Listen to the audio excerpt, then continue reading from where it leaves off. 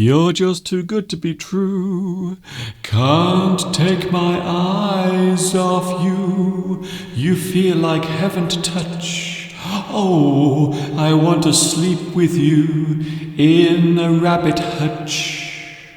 Oh, here we go. Yes, we are back, everyone. Oh, guess what? It's English Addict number 29, and you are very welcome to join in.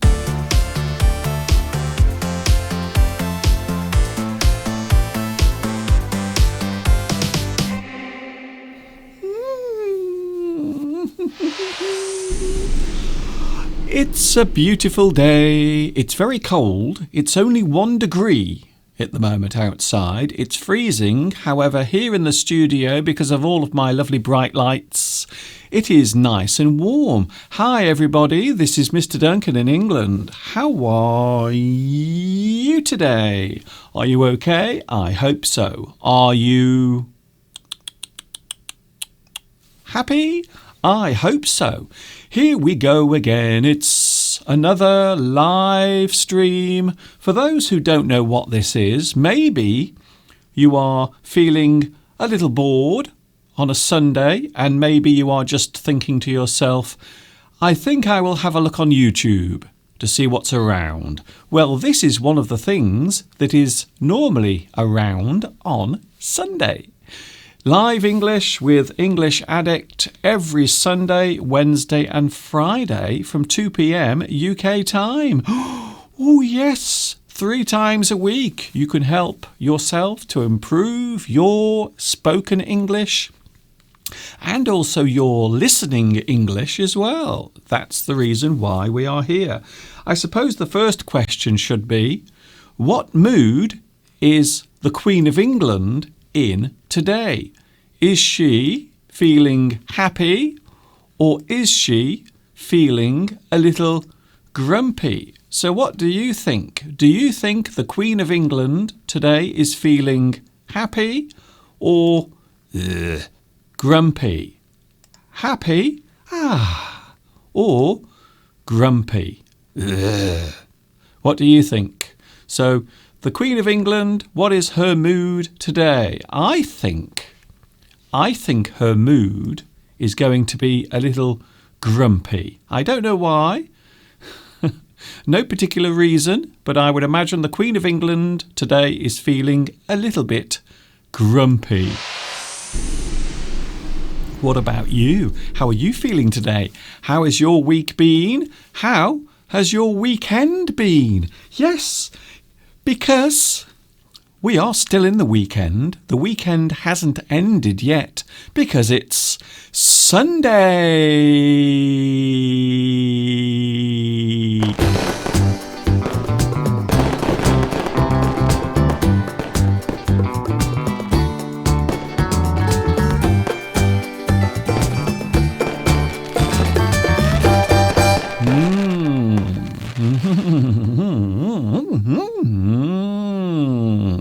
Do you remember years ago?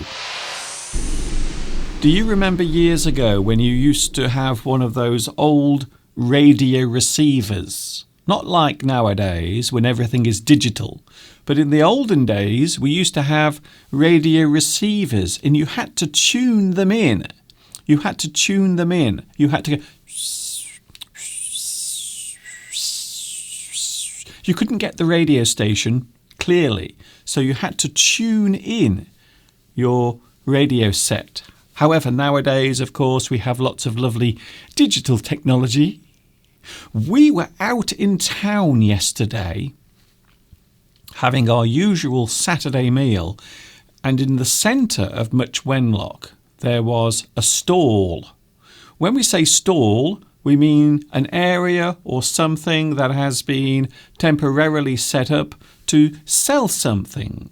So maybe you have a market stall, so an area where something is sold. However, the place itself is only temporary, so it might disappear after a short period of time. It might only be there for a short time. Yesterday, in the centre of Much Wenlock, they were selling one of my all-time favourite foods. Can you guess what it is? Can you guess what my all-time favourite food is? And can you guess what Mr. Steve bought yesterday for us to eat last night? Oh my goodness. Can I just say it's something that is delicious, lovely, nice, not particularly healthy. I'll be honest with you, it's not healthy food, but it is something that I really love eating. I really do. We have the live chat. Oh, hello to the live chat. Hi there. Live chat is now up and running. You are more than welcome to send a message, chat live. You can share your love of the English language. I have a feeling that there are many English addicts here today. So who is first on the live chat? Oh, Malinoa. Malinoa, or maybe it's Malinova. Hello to you. Guess what? You are first on today's live chat.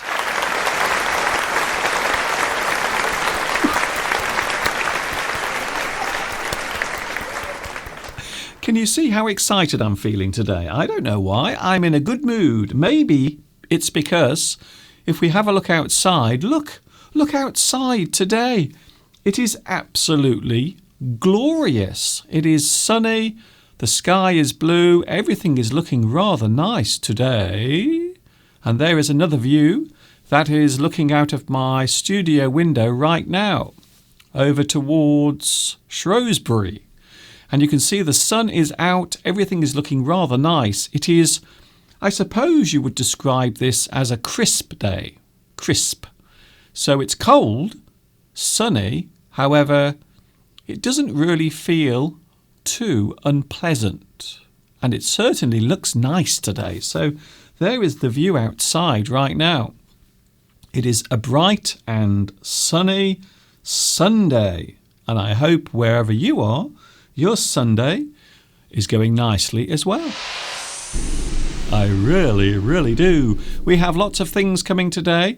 Of course, at around about 2:30, I will be tempting Mr. Steve into the studio. Oh, would you like to see?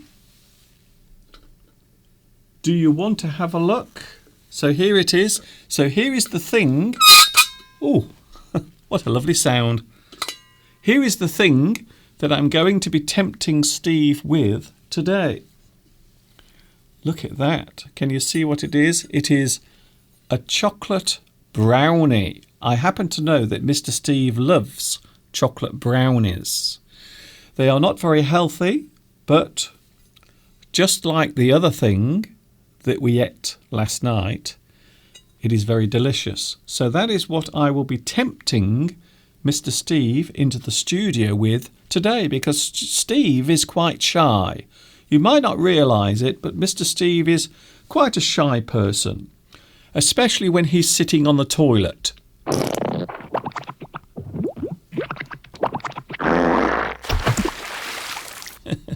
Poor Mr. Steve. So there it is, today's snack that I'm going to tempt Mr. Steve with. But the big question is, will he take the bait? If you take the bait, it means you go towards the thing. You go to take the thing that is being put in front of you. So quite often, if you go fishing, maybe you are one of those people who likes to sit by the riverbank fishing, you might use bait to catch the fish. So there it is, today's snack that I'm going to tempt Mr. Steve with. But the big question is, will Steve take the bait? We will find out a little bit later on. Also, we have Grammar Llama Ding Dong.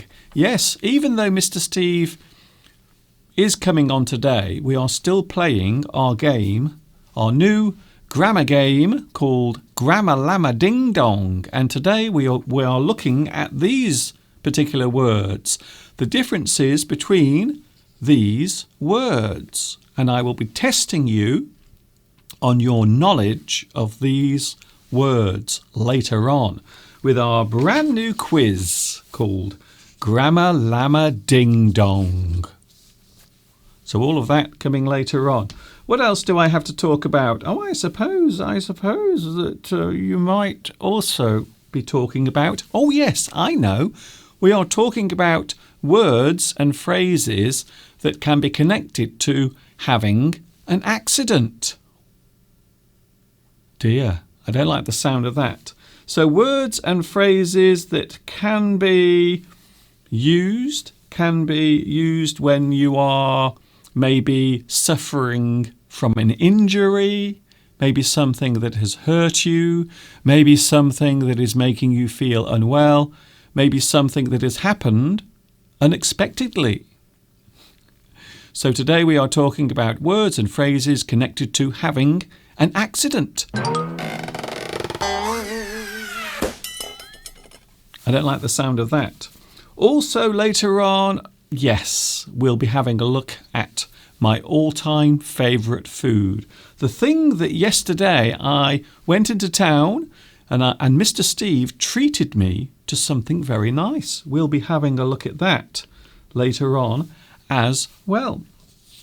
So the live chat is very busy. Oh, hello everyone. Thank you for joining me today. Hello to Julie. Hello Chris. And also Zineb. Zineb, thank you very much for your concern about my mother. My mum is still in hospital. She's feeling better, but she still has a long way to go. So we are all hoping that she will be out of hospital sometime next week. However, she still has a long way to go. I was there last week. I went to visit my mum on Thursday and she's much better. Much better. We had a lovely chat. If you were watching on Friday, you will know that I was talking all about this, and it was lovely to see my mum chatting and, dare I say, smiling. Let's just say my mother was looking a lot happier than the Queen of England at the moment. Vitas, hello Vitas, watching in Lithuania. Nice to see you here as well. Hello Martha in Poland. Ooh, tomorrow it is Martha's birthday. So Martha in Poland, just for you, tomorrow, not today, tomorrow it is Martha's birthday. So can I send you all the best? Happy birthday for tomorrow. It's your birthday. Yes, it is tomorrow. It's your birthday. Wow. Have a great time. I know that didn't rhyme. Before anyone says, Mr. Duncan, that poem did not rhyme. I am very well aware of that. Hello, Anita. Anita, hello to you. Is it your first time here? Hello, Massimo. Maria. Maria. Maria. I'm saying hello to Maria. Thank you, Maria. Belarusia is here as well. Cecilia, Christina, also Francesca. Lots of people are joining right now. Palmyra, Netra. Thank you also to Real Everyday English. Hi, Mr. Duncan from Manchester. It is foggy and wet in Manchester.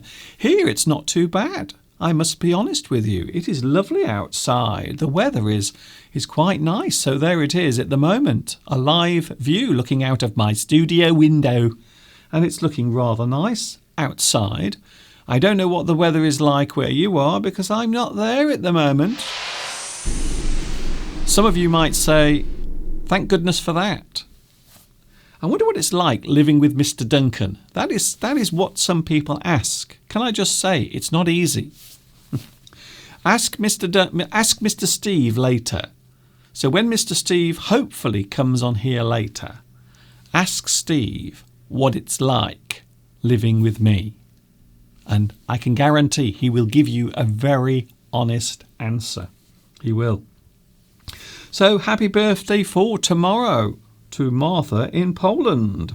Mirella is here. Hello, Mirella. Also, Luis Mendez watching in France. Once again, lots of news coming from Paris, lots of things happening in France and other parts of the world as well. If there is anything happening in your country at the moment and you want to share it with everyone else, please tell me. I know that 1 or 2 people were celebrating Christmas yesterday. In fact, some people celebrate, but I think it's Epiphany. Was it yesterday? So for some people, they were celebrating the Epiphany yesterday. And I think some people actually jump in the water. Where does this happen? Did you do it? Did you jump in the water yesterday? For Epiphany? I know certain parts of the world have Christmas and all of the other festivals much later than we do here in England. Hello also to Sergeia. Hello, Sergeia. Nice to see you here as well. Stack Kunik. Hello to you. I like your name, by the way. Stack Kunik. Nice to see you here. You are always welcome on the live chat. Real Everyday English says, I went for a run this morning. The floor was so slippery with ice. I hope you didn't fall over. I hope you didn't have an accident, because that's what we're talking about later. We are talking about words and phrases connected to having an accident, maybe something that might happen to you without warning. So when we have an accident, something happens that we weren't expecting. And quite often the result is maybe disastrous or even fatal.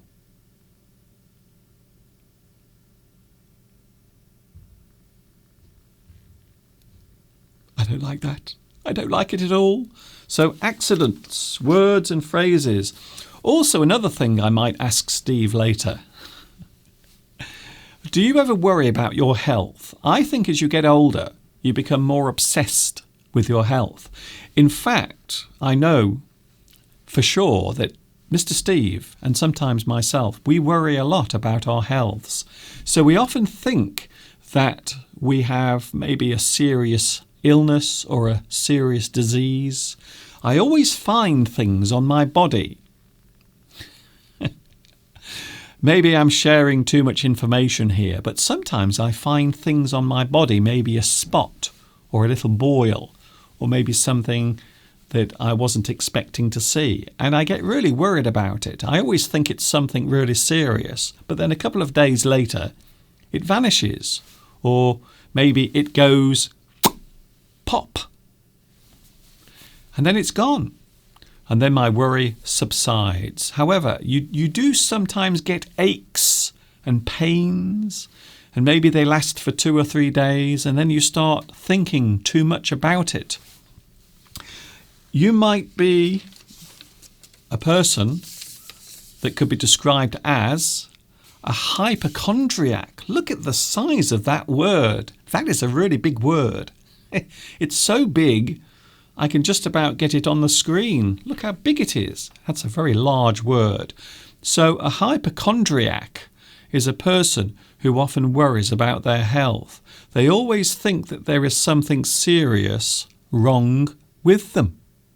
And can I just say that sometimes Mr. Steve can be a bit of a hypochondriac, and also me as well.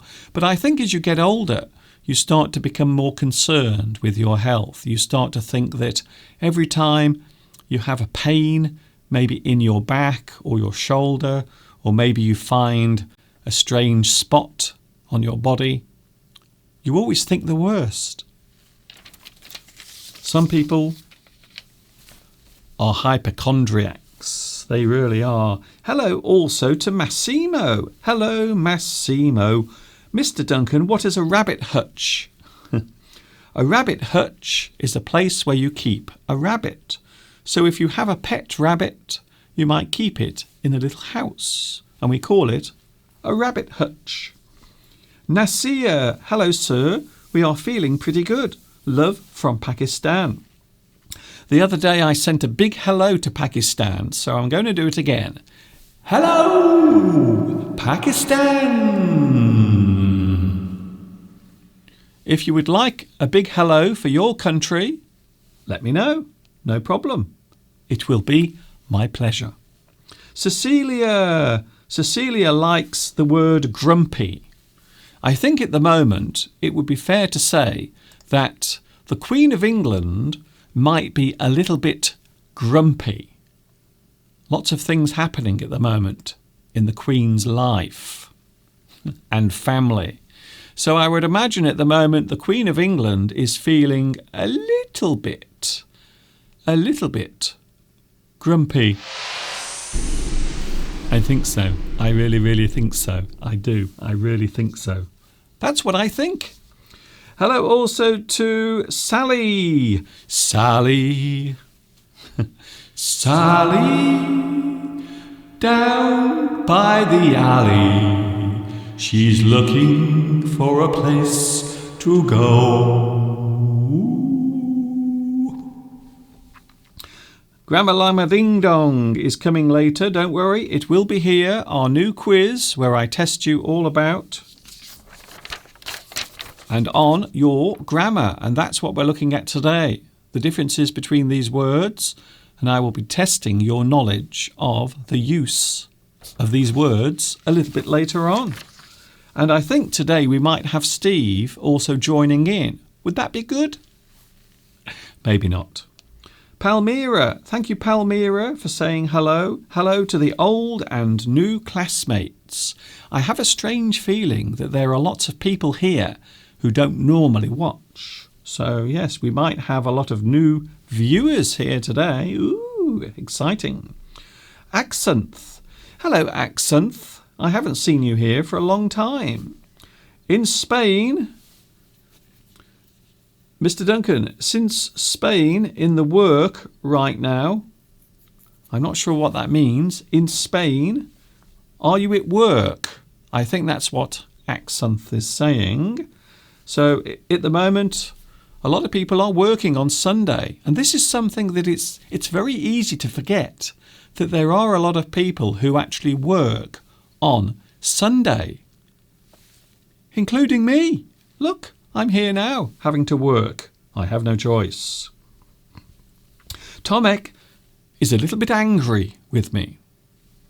I find it quite disrespectful that you are late as usual. Nevertheless, I hope you are well and your lovely mum is even better. I was a little bit late today, and the reason why I was late today, I always have an excuse. And today's excuse was because I wasn't ready. I still had my morning clothes on. So this morning I always wear something different when I get out of bed. I normally have a t-shirt or something like that. But of course I forgot to change into my lovely English addict clothes. So that's why I was slightly late. Thank you, Tomek. My mum is feeling better. She's still in hospital, unfortunately. But I have been to see her. And as you can imagine, she always has a big smile on her face when she sees me. Maybe. Christina, I think the Queen is very relaxed because they said on TV that the leave from the couple took place serenely. Oh, I see. So one of the things happening at the moment with the British royal family, Harry and Meghan have decided to go somewhere else. They don't want to be royalty anymore. Maybe I could take their place. Maybe Steve and me, maybe we could take their place. I would love to be a member of the royal family. I think I would be really good. Pachu, do you think the step down of Meghan and Harry from the royal titles is good? From my point of view, I couldn't care less. I'll be honest with you. I really couldn't care less. Although, if they want to give me a refund of some of the money that I've given them over the years in tax, then that would be very nice. So that's the only thing I'm thinking about.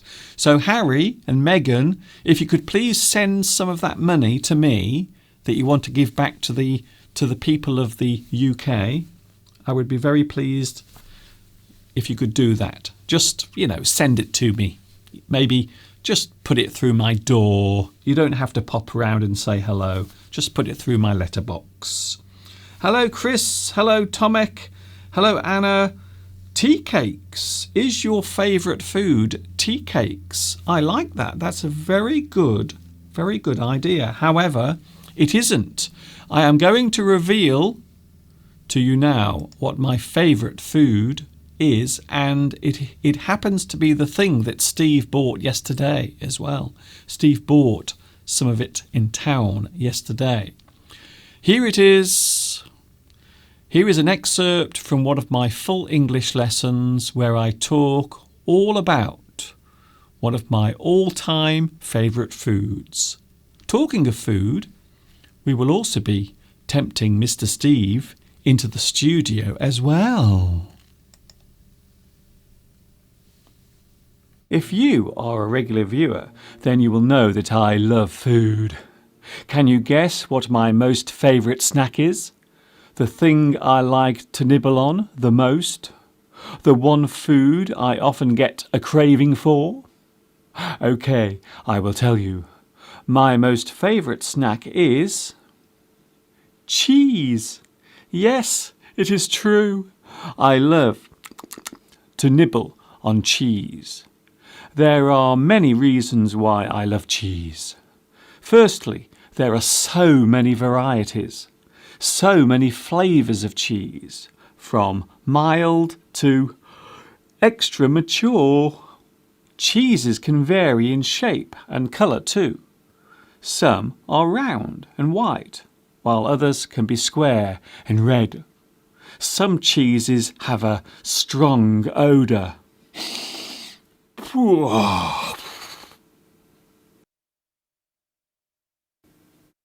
Cheese is made from the milk of a cow or goat. Each type of cheese has its own name. This name normally relates to where it was originally produced. For example, cheddar cheese was first made in Cheddar, Somerset, which is in the UK. Red Leicester cheese was first made in Leicestershire and is red in colour. One of the smelliest cheeses must be the variety known as Stinking Bishop. This cheese is also produced here in the UK, in the county of Gloucestershire. Each country has its own famous cheese. France has its Camembert cheese. Greece has its feta cheese, which is made from goat's milk. Italy has its Parmesan cheese, which is normally grated and sprinkled onto pasta. Or you could try some mozzarella cheese, which is used to make pizza topping. There are many hundreds of varieties of cheese around the world, all of which I would love to try. But sadly, I cannot, as I would put on weight and get very, very fat. When people take photographs of their friends and family, they normally ask the subjects to say cheese, as it encourages everyone being photographed to smile. Cheese! I must say, all this talk of cheese is making me feel quite hungry.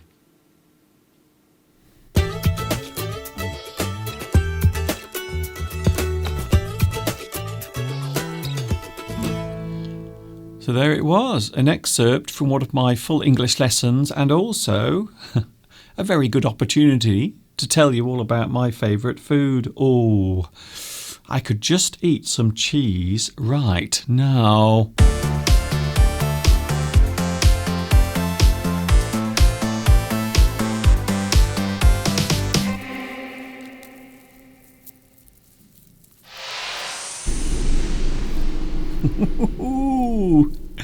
I've got some cheese here. Can you see? So this is some of the cheese that Steve bought yesterday. It is absolutely delicious. This particular one is Wensleydale with cranberries. One of my all-time favourite cheeses. So for those asking, Mr. Duncan, what type of cheese do you like? This is one of my all-time favourites.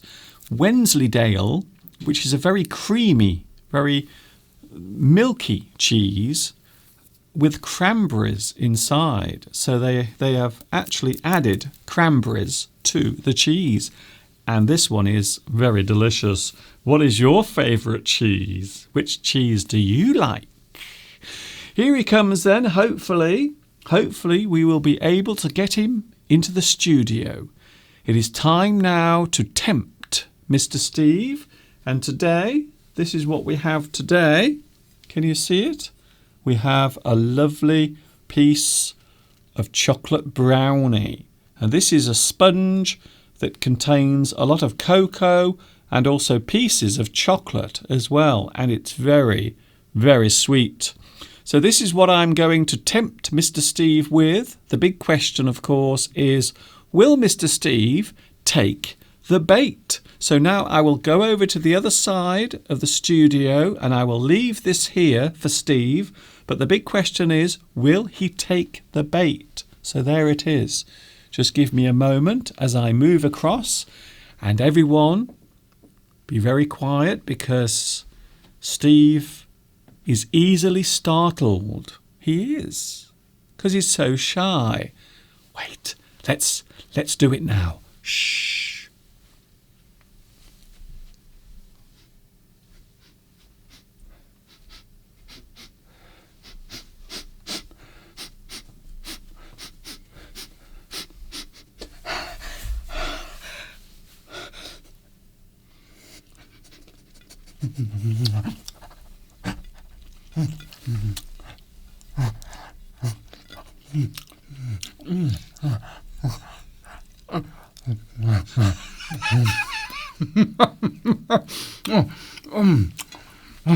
I've got away with it again. Gotcha. Oh, Mr. Duncan. We've got him.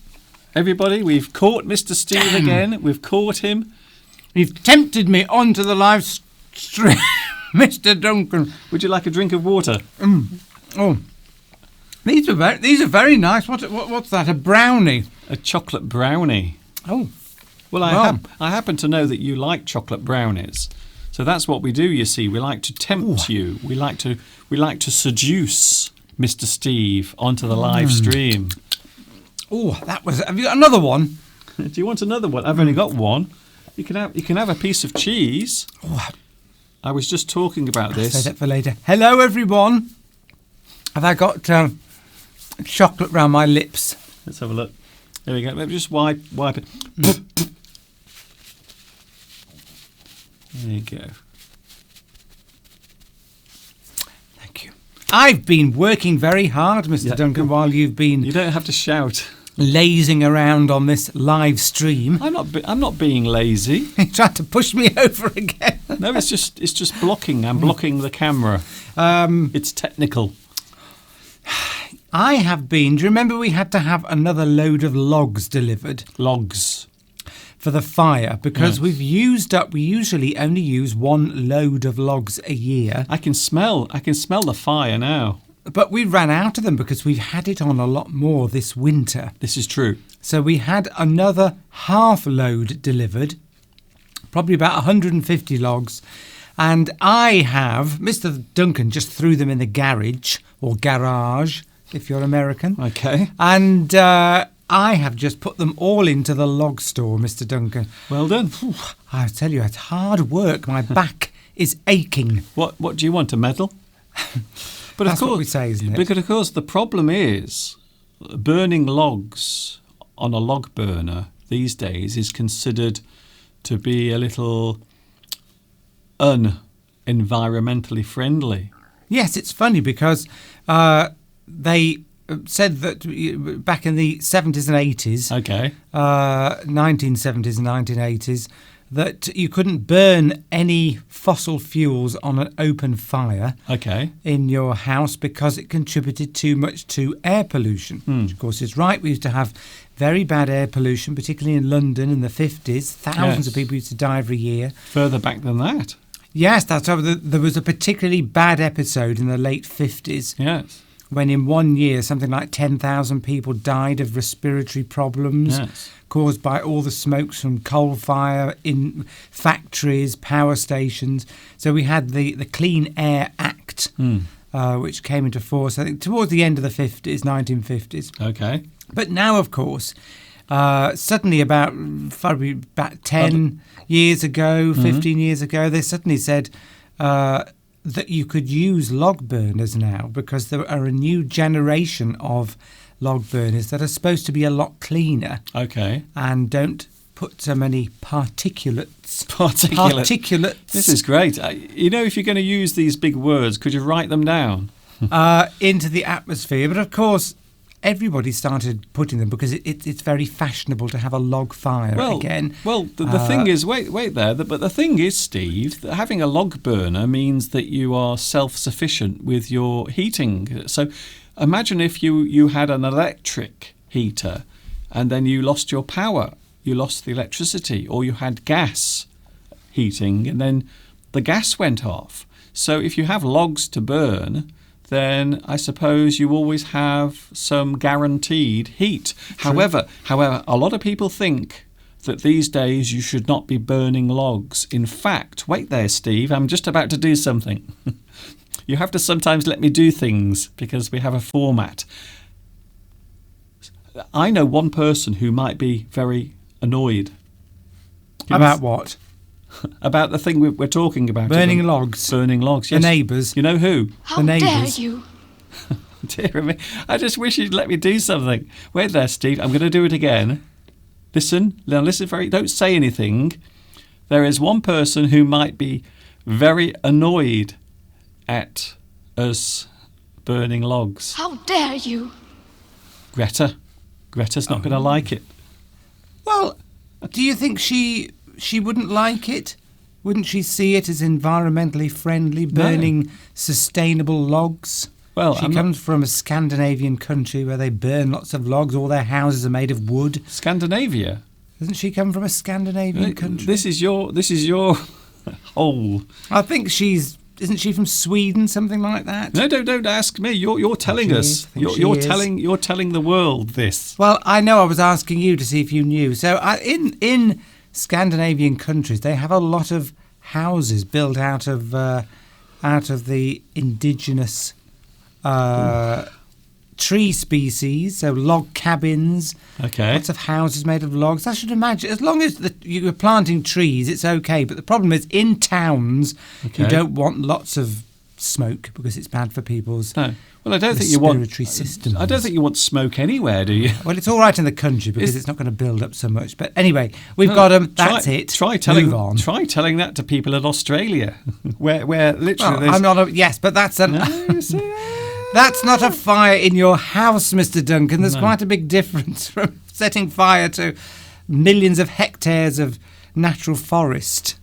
Compared to... That's an interesting point, actually. OK, Steve, you don't have to keep shouting. What I want to know is how much CO2 has been released into the atmosphere from all the burning of the forests in Australia. Yes. Or if you're posh in the UK, you say Australia. Are you Australia. OK, then. Are you going to work it out now? Well, no, but I'd like to know. I haven't heard anybody report this yet. All these fires, how much CO2 has it released into the atmosphere? I think it's a lot. A lot. I would say a lot. Shall we just say it's a lot?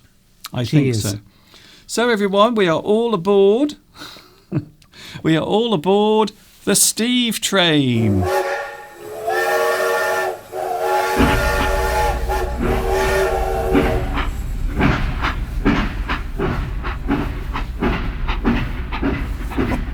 Mr. Duncan. Here we are.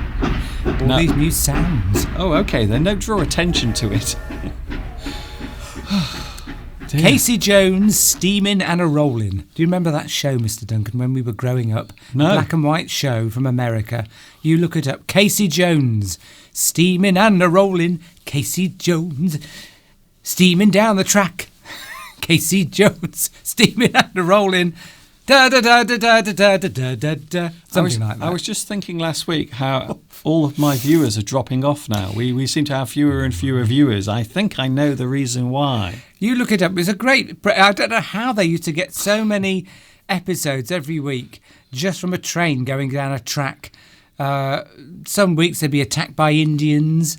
Well, every other week it was Indians. Okay, when Steve says Indians... American indigenous Indians, cowboys and Indians. That's when it was made. That's still wrong. Only you could try to. Their bows and arrows. Wait there. I'm talking. Only you could clear something up by making something actually worse. People know about cowboys and Indians. Native Americans. Yes. Well, not native Indians. Well, it was a good show. I used to enjoy it. Which show? Casey Jones. Oh, for goodness. Steaming and a rolling. No. You look it up. No one remembers. He was in his choo-choo train, and they used to have adventures every week. I used to quite like it. Well, of course they're going to have adventures, aren't they? I mean, how many adventures can you have? I suppose it was set in sort of early days of when America were building all these tracks everywhere, and of course all these tracks. Yes, they were. They were laying lots of railroads everywhere. Okay, Steve. If Jeff is on, if Jeff is on. Jeff is on. If Jeff is on watching, maybe he can tell us about if he remembers Casey Jones steaming and a rolling. You know, I'm really beginning to regret having this sound effect. This one. I really regret having that sound effect because for some reason it stirred Mr. Steve into talking about a show that virtually no one on the planet remembers. What are you doing, Steve? You can have a look at the live chat there. Look, I can. That's true, but I can't go back, can I? Well, no. None of us can go back. Yes, Apache says Scandinavian country wants zero emissions.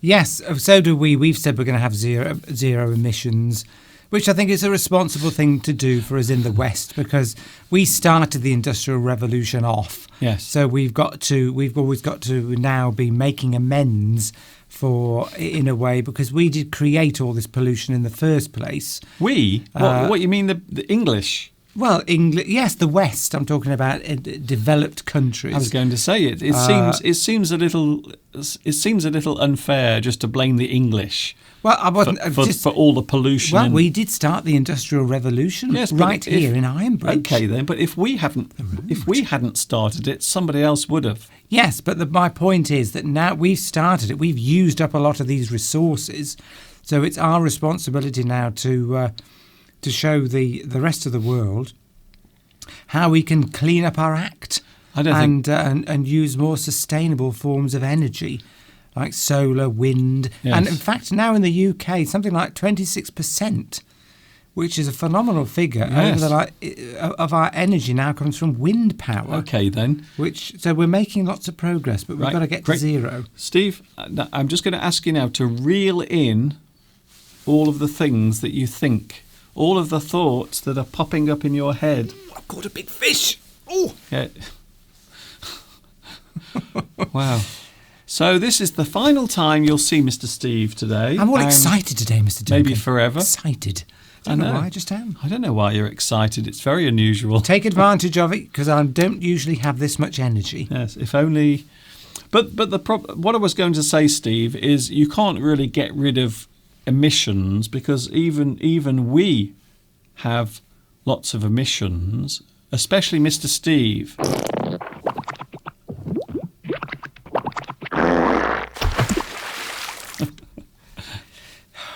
Mr. Duncan. Yes, and there's nothing worse than gas from your digestive tract to cause global warming, because yes, that's why the environmentalists are trying to tell us to eat less meat. Well, they're trying to get rid of all the sheep. They want the sheep and the cows to go. Well, you see, they produce all this gas, yes, methane gas, which is something like 10 times worse in terms of causing the greenhouse effect than CO2. Yes.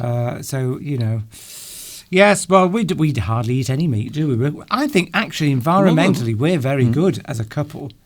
You know, as two people. We're actually very good because we burn these logs, which are from trees that are planted. Yes, we burn trees to keep us warm for 20 minutes. We haven't had children. So if you have a child, that immediately you double your emissions. Okay, then where do these facts come from, by the way? No, this is a known fact. If you Okay, bring a then, child yes. into the world, you can't obviously, just use imagine facts. how much stuff and how much CO2 will be created as the result of one child. So what you're saying is we have to get rid of sheep, cows, and children. Get rid of the lot. Okay, then. I don't know how much more. I wonder how many more people can the Earth sustain? I don't Interesting know. question. Well, according to somebody I listened to the other day, they said another 2 billion. Okay. I mean, I think we've got enough, quite honestly. But there we go. So, what is Mr. Duncan talking about today? Sorry, are you asking me, or is Oh, is this just your inner monologue? Abbas says here, Bhutan is the only country in the world which absorbs more carbon than it produces. Interesting. I Yes. didn't know that. Don't you export oil? I don't know. Don't know about that. Maybe that's what it means. That's very obvious, by the way, that you don't know. Super excited I am today. I don't know why. Okay, now today we're doing something else as well, Steve, if we can. If we can actually get a word in edgeways while Steve is getting on his soapbox, talking about all sorts of things. We're talking about words and phrases to do with having, oh dear, having an accident. Saying an accident. Accident. So there are many different types of accident that you can have. Like that. So many accidents. Today we're talking about words and phrases, and there are a lot of accidents, a lot of types of accident that you can have. Also, another thing I want to mention very briefly is we often obsess about our health, don't we, as we get older? I think so. This is something I mentioned earlier, and a lot of people can become hypochondriacs. So there's an interesting word. It is a big word, isn't it? Look at the size It's of a that. very big word. That is a long word. It goes right the way across the screen. Hypochondriac. So sometimes I think, Steve, you can be a little bit, not completely, but sometimes a little bit of a hypochondriac. I would agree there. I'm not as bad as I used to be.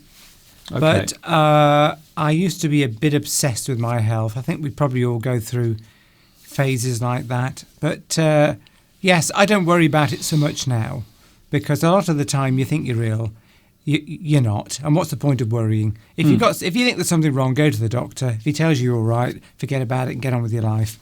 That's my philosophy now. As I mentioned earlier, I often find little spots and little boils, things on my body sometimes, and I get so obsessed and I think it's something serious. And then a couple of days later, I wondered what you were going to do. What were you doing then? I was looking at these boils you were talking about. Well, they're not on my face, they're on my body. But they're not there now, they've gone. Yes, got one down here, very nasty. Thanks. It needs lancing. You are on very thin ice at the moment. If you've got a boil, you go to the doctor, they lance it. You are on very thin ice. So my point is that quite often we obsess with something and then it goes away. So the thing comes, it appears on your body and then it vanishes, and then you think, why was I so worried? So sometimes we do worry about our health, and maybe we have something serious. I remember a few years ago, Steve, when you used to go to the gym. Steve wasn't feeling very well, and he went to the doctors, and the doctor said you might be having a brain hemorrhage. Yes. Well, I was at the gym. So we don't want the whole story. How about an abbreviated version? Please make it as short as possible. Yes, abbreviated story. So yes, I only went for about 6 months, and I was pumping iron, Mr. Duncan. I was on the weights, doing all this, okay. And suddenly I felt this headache coming on, and it just got worse and worse and worse, and it felt like it just enveloped. And I went to I think we've told this story before, and I went to the gym instructor. Okay. Is that his name? Was his name Jim? Well, that would be good, wouldn't it? If a person who works in a gym is actually called Jim. I expect it's happened. That's amazing. I would imagine it has. As opposed to GYM and JIM. Okay, then. But you were at the gym. You were pumping headache, pumping iron, headache. You went to the doctors, and the doctor said, "Well, the man in the gym." So I said, "Oh, I've got this terrific headache. I've been pumping iron," and he said, he looked really worried and said, "Go straight to your doctor." Yes. Because I found out afterwards, if people go with massive headaches, quite often they're having a hemorrhage, a brain hemorrhage, and they want you out of there because they don't want you to have a brain hemorrhage on their premises. Well, lots of people go to the gym, not lots, but a significant number every year die. So lots of people go to the gym, but not lots because they're pumping too much. Okay, then. Yes. And it's been a while since they've got a weakness. So I went to the doctor. Okay, Steve. And he sent me off for a scan of my head. Was there anything there? You were going to say that. Was it empty, like a coconut shell? Anyway, there was no detected problem, so I wasn't having one. No. In fact, I went back to the doctor. I said, "Well, what was it?" And he said, "I think you're stressed. Have you been overworking? Have you had a holiday recently?" And I said, "No." He said, "Right, I'm taking 2 weeks off, sick leave."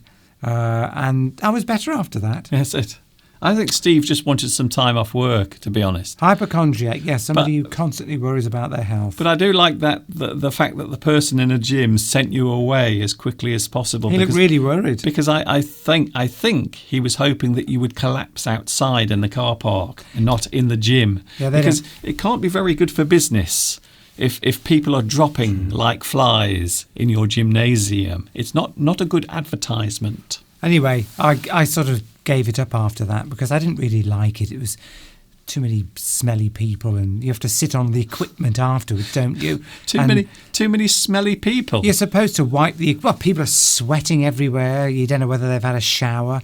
It says on the equipment you're supposed to wipe the equipment down after you've used it, but people never do. Sorry, which equipment are you talking about? All the weights and the various bits of equipment. I thought you meant your own equipment, like your body. People sweating everywhere, and then they're sitting on these bits of equipment, and then you go and have to use it afterwards. Disgusting. Anyway, I don't go anymore, and you're supposed to wipe them down, but people never do. They never do. They never do. I mean, I never did. No, I never did. So I stopped going in the end because I got all sorts. Every time I went, I seemed to get an illness. An illness? What do you mean there? Well, actually, I had a cold sore on my lip. I'd never had cold sores in my entire life. Where were you putting your lips? Well, I think, you put your hands on the equipment, they're contaminated with bugs, and then you wipe your face or something. And I got this big spot come up on my face. I'm just very intrigued. The equipment. I think. What else were you doing at that gymnasium? I think there probably lots of people go to gyms, but I'm not sure. And they probably are good for your health. But sitting there, there's something I don't like about. When I'm taking exercise, I don't want to be surrounded by lots of other people. No, I don't want lots of loud music. I don't want to be surrounded by people when I'm doing anything. And that's true. That's why you do this.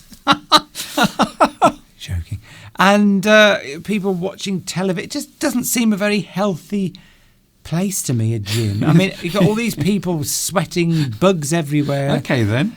You're just repeating yourself now. And it was just, you're having to drive there. It took so long. It's much quicker to go out of the house, go for a quick walk. You're back. You've got your exercise done in half an hour. If I've got to drive to a gym, that's 20 minutes. I'm going to get changed. Just slow down with your thoughts. Slow down. Mind you, I might meet somebody attractive there. You never know.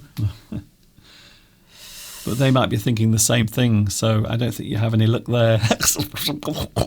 Oh, look. Sean says, some people are obsessed with their wrinkles, always thinking to get rid of it. Yes. I don't worry about my wrinkles because I don't have very many. And Steve, you don't have many wrinkles. Really? Well, not on your face anyway. Everything else is wrinkly, but not your face. It looks amazing. Anyway, we seem to be going off the topic here. I met somebody once. Interesting thing about wrinkles. Somebody who was obsessed with wrinkles. And they said to me, every time you make a wrinkle by an expression like a frown or something like that, apparently if you do it 1,000,000 times, it becomes a permanent feature on your face. Okay. Oh, okay, that's great. So we're talking about words to do with accident. So you have an accident, something that you weren't prepared for, something you weren't expecting. So it happens accidentally. So the way the thing happens is accidentally. It happens unexpectedly, accidentally. You were not expecting the thing to happen. So to do something accidentally, it might be something that you weren't expecting, such as falling over or hurting yourself. Of course, you can accidentally bump into another person. You might meet a person in the street you weren't expecting to meet. So you can meet someone accidentally. You didn't intend to meet them. So a thing that happens accidentally is something you weren't expecting. Some other words now. Oh, here's an interesting thing. If you have an accident, Steve, you will often injure yourself. And you may need to go to the doctor. Yes. Or need stitches. So if you injure yourself, it means you have come to harm. So something has happened, something has been damaged. And by that we mean a part of your body. So you injure yourself. You might get a cut, Yeah. a bruise, a broken bone, Ooh. a twisted pelvis. Ooh. You don't want one of those. A fractured skull. Fractured skull. Fractured skull. No, Injure yourself. you don't want a fractured skull, especially Mr. Steve, because his brain might pop out. It could be a minor injury, like a cut, an abrasion. Often I get that when I'm out in the garden. You're digging away and you might accidentally slip. Rosa says, I can't continue watching. Why is that? You're probably not the only one. Incidentally, somebody's put there. Yes, something that is incidental or incidentally. So it happens by chance. You weren't expecting it to happen. So something that is an incident, I suppose you could also describe an accident as an incident. So you have an injury.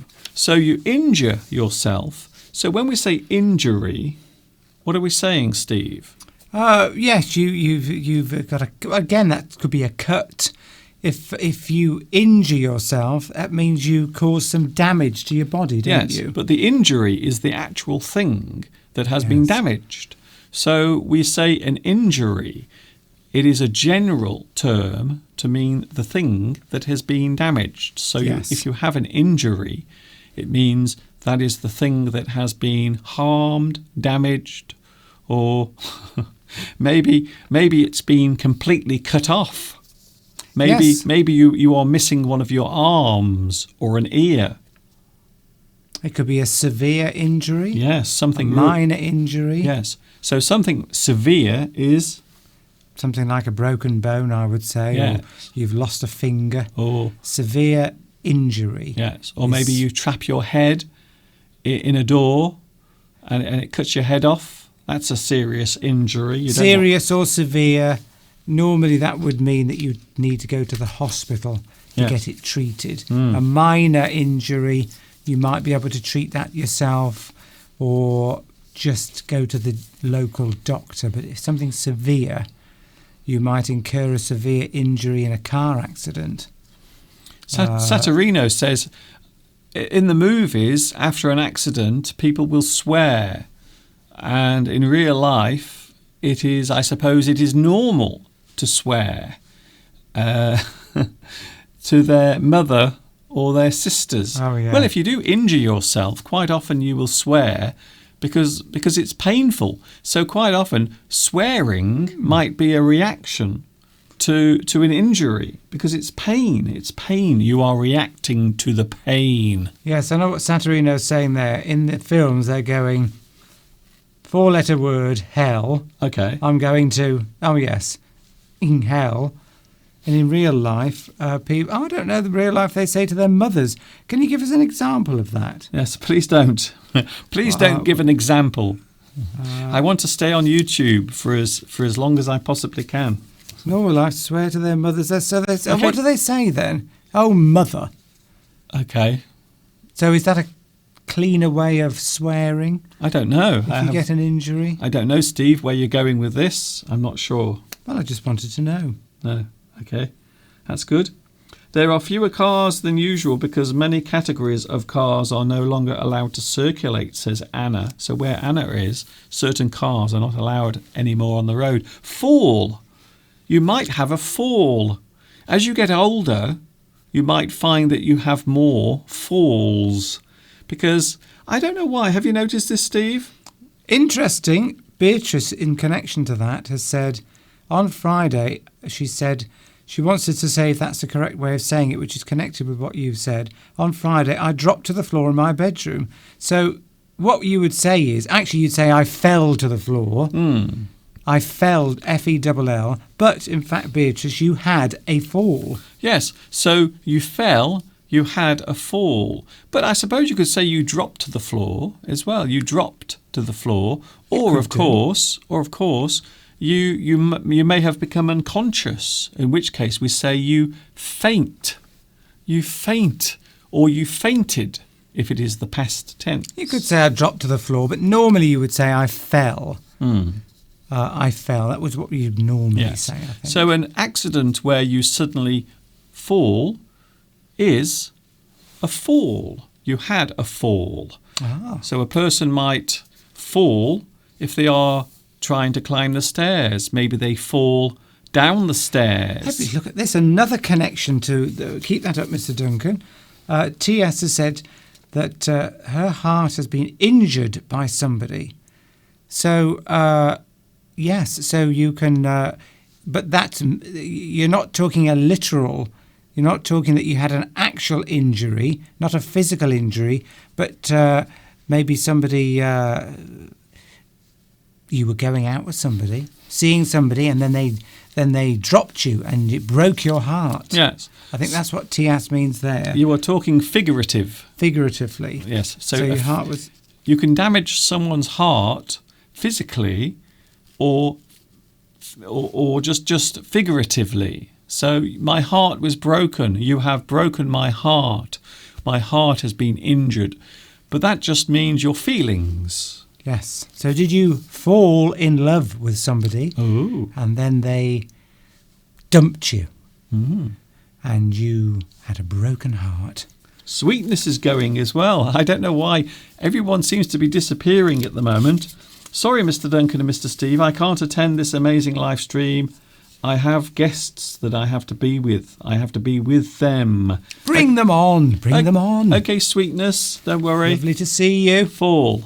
We've only got another 20,000 words. Oh, Palmyra says 2 years ago, I think, colleague broke her leg, not her keg, her leg, while skiing in the Alps in Italy, and a helicopter took her to hospital. Yes. That was a serious injury. Well, skiing, an accident. Can I just say something? I know this is going to be controversial. But I think of all the ridiculous things a person can do. Mr. Duncan. It's strap themselves to 2 large pieces of metal or plastic and then slide down the side of a mountain that is covered in snow. I think it might be a slightly... No, this is just my... This is just my opinion. I think skiing might be just slightly foolish. Well, it's Mr. Duncan. Slightly. It's a sport. Slightly. It's fun. Have you ever skied, Mr. Duncan? I haven't, and that's the reason why. Well, I have, and it is great fun. It's the challenge. I like my speeding down a slope with the wind in your. Well, you've normally got a hat on and goggles because it's very bright. It's great fun. There's a whole atmosphere around there. There's nice wooden chalets. You can have a nice hot drink. The atmosphere of people screaming with broken legs, going up in the lifts and then skiing down. It's actually incredibly hard work because you've got to to stop. You've got to do this sort of snow plough, they call it. Okay, but we won't get into that. But a lot of people break their legs. They do. In fact, we used to have trips at school, literally, to go skiing. Okay, I never went on them because I won't say why. haven't got any money. But anyway, there's always somebody on a school trip who goes on a skiing holiday, breaks their leg. I'm not sure what's more shocking. Steve saying that he used to go skiing sometimes, or the fact that he just said that his family was poor. Well, there wasn't that. They used to spend lots of money on me, but not with that. So I used to get piano lessons and things like that. Yes. So they've spent money in other ways. Steve, defending the family now. We don't have to talk endlessly about everything we bring up. Slip. People are talking all about their accidents. You'll never guess what happened to me the other day. I took a fall, or I had a fall. You don't take a fall, you have a fall. On the ground, whilst walking home, I stepped on a piece of plastic strap that caused my accident. Fortunately, I only got a few bruises. A bruise. Pedro's going. When we say bruise, we mean bleeding that occurs under the skin due to impact. Yes. Slip. You can slip, can't you? You can slip. We've been doing a lot of that recently, Mr. Duncan, haven't we? It's very muddy. It's been raining a lot. It's been muddy outside. We go for a walk and we slip. So one foot doesn't go where you want it to do, and you might slip and then fall over. Yes. Or you might slip and just manage to correct yourself. So you might slip on the mud. You might slip on ice. You might slip on a wet surface. So maybe a floor that is just being washed or cleaned or maybe polished, and you slip. So you slip over, you slip up, you slip and fall. You can slip up in other ways as well, can't you? Make a mistake. Make a mistake. So you might say something and it's a mistake, and you can say, oh, I slipped up there. Or your boss at work asked you to do a project. Your boss at work. Boss at work asked you to do a project and you made some mistake in it. You can say, oh, I slipped up there. Oh, you're disappearing off the Something you don't normally do is a slip up. You slipped up. You're normally very good at something, and then you make a mistake and you say you slipped up. It's not something you would normally make a mistake in doing. Okay. It's a slip up, isn't it? Slip. So maybe you could say the wrong thing. You could have a slip of the tongue. Yes. A slip of the tongue, yes. Okay, we've got... Pachu says, what does accident waiting to happen mean? An accident waiting to happen is something that is a hazard that is there all the time, but no one does anything about it. They don't take that hazard away. So a hazard is something that is dangerous or might cause an injury or an accident.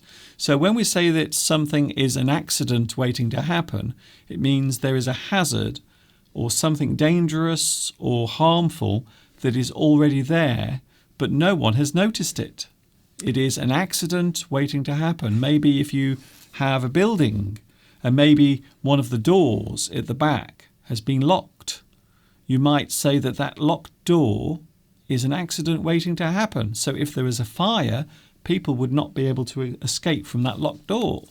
So an accident that is waiting to happen. Yes, it could be you drive your car every day and there could be a particular junction on the road which is dangerous, and you know that you've got to be very careful when exiting from this junction.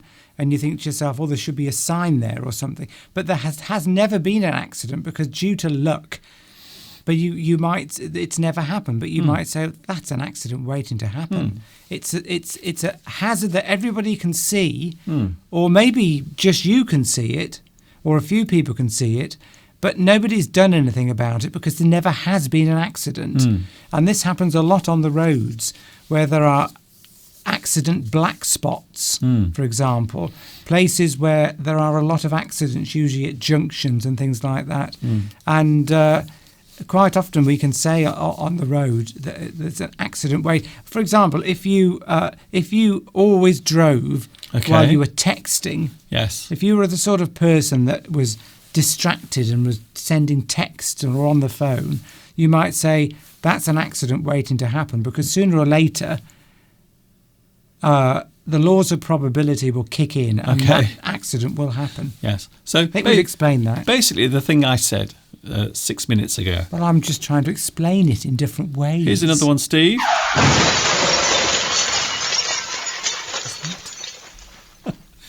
skid.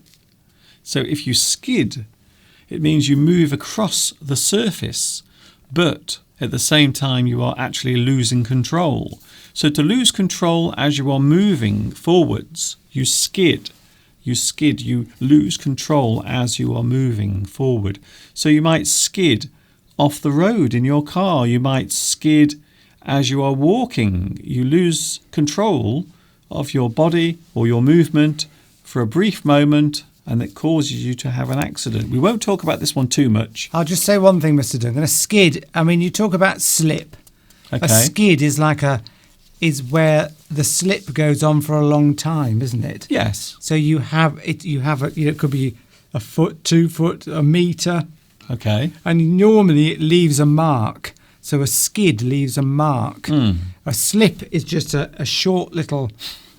Nobody can see your feet, by the way. A slip is just a momentary thing, whereas a skid is you've lost control over a long period of time. So if you had a skid in the car, you might see black lines from your tyres, whereas if you had a skid on some ice, you might see some marks left behind where your shoes. So quite often with a car, if you lose control of your car, you will skid out of control. Tomek says, tetanus. Give us a few examples of it in a sentence. I cut my finger whilst gardening on the rose bushes, and now I'm going to have to go to the doctor for a tetanus injection. Tetanus. Tetanus. It's an infection in soil. It's a bug that contains in soil. That if you get soil into your skin, for any reason, into an open cut, you can get tetanus in there, which is very serious. Most countries, you have vaccines for tetanus because it's in soil all over the world. You've got to be very careful. Lots of old ladies gardening in the UK. This is a very common way to get tetanus. Is this a fact? This is a fact. Cutting their roses, trimming their bushes, and they get a thorn from the roses in their fingers, which has got the tetanus on it because it's been near the soil. Okay. And if you don't go to the doctor, you can be seriously ill. But most people have, their countries will have a vaccination program to prevent you when you're even from young children. But yes. So you might get something in your finger, you'll get tetanus, and maybe your finger will become infected as well. You might get an infection in your finger, and then your finger will fall off.